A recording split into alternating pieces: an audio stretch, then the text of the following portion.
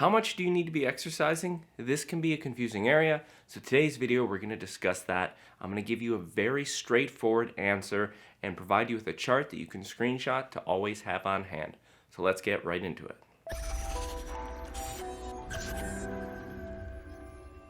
Hey everyone, welcome to Science-Based Fitness. My name's Adam, thanks for stopping by.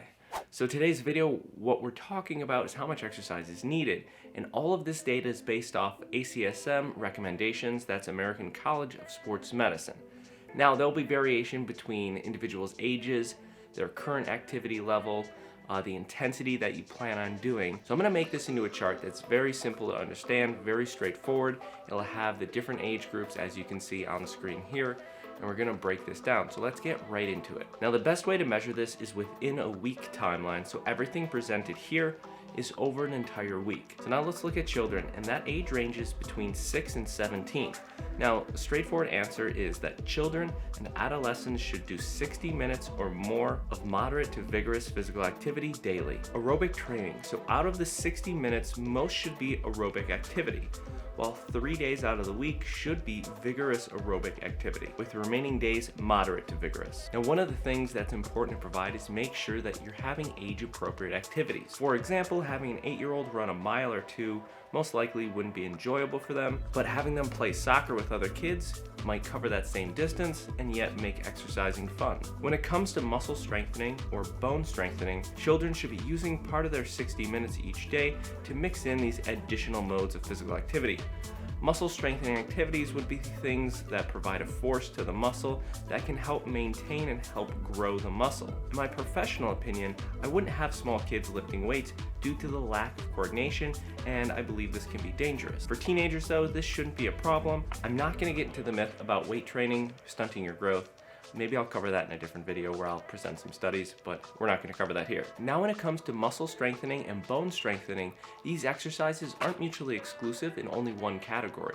You can hit an exercise like a box jump and work the musculature of the glutes, the quads, and the hamstrings, and then also still be providing a stimulus to the bone that's going to increase the force, and according to Wolff's Law, will allow this to grow. Now, I think a good example that will actually target all three of these is something like hiking uphill. But I think it's important to make sure you choose an age-appropriate exercise and an exercise that's going to be enjoyable for the person who's doing it.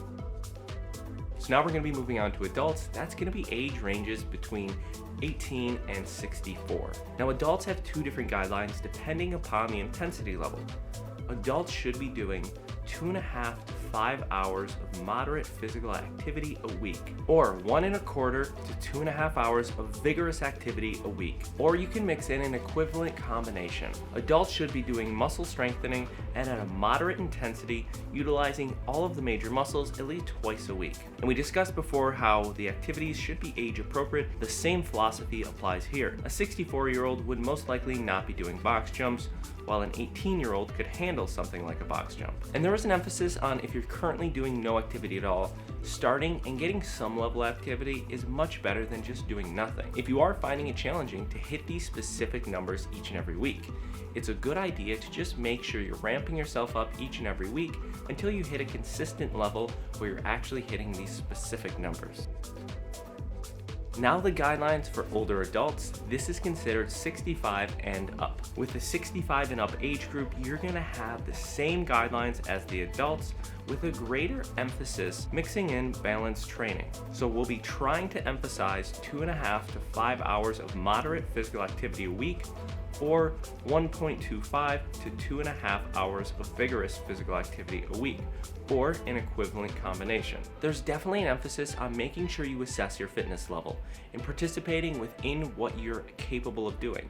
If vigorous activity is challenging for you, then stick with moderate. If you're currently doing very little activity, increasing that activity level can help with the quality of life, and can help with the ease of daily activities, and help reduce things like sarcopenia and atrophy. So that's it for older adults, and I want to say across the board for all three of these categories, regardless of who you are, if you have any pre-existing conditions, make sure you talk to your physician before starting physical activity. And if you need better guidelines that you feel are more specific to you, speak with a personal trainer, physical therapist, or a physician. Alright guys, that's it for today's video. I hope you enjoyed it. I hope you at least had an opportunity to take a screenshot and use this going forward if you need. If you guys are not subscribed to the channel, hit the subscribe button, hit the like button at least to make sure this video gets pushed out to more and more people and can help those who need it. Have a good day, and we'll see you guys next week.